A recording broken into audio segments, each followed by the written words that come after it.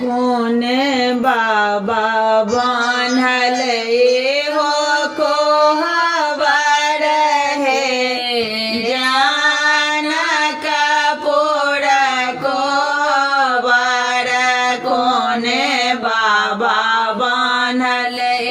हो को हवर है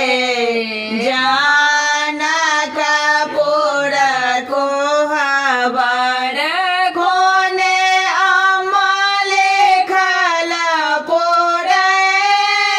न है जाना कपूर को हवर कोने अमल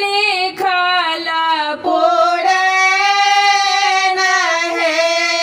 जाना कपूर को हवर अपन बाबा बान्हल हो नब को हवर जनक बाबा बान्हल हो नब को बरसो नैना अमल खल पूरे न है जानक पूर को हवर सुनैना अमल खल पूरे न है जानक पूर को हवर ताहे पैसे सोत गेला मधुकांत दुल्हा ताहे पैसे सोत गेला मधुकांत दुल्हा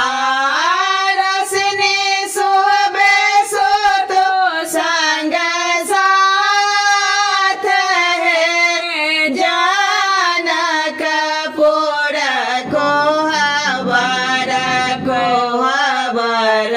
धाय गेले ठार है जानक पूर को हवर बैसो बैसो फला दाए लाल पलंगा बैसो बैसो ऐ हब भौजो लाल पलंगा बुझ लिया हमर ज्ञान है जानक पूर को हवर जोगे जोगे जीव थो मधुकांत दुल्हा जोगे जोगे जे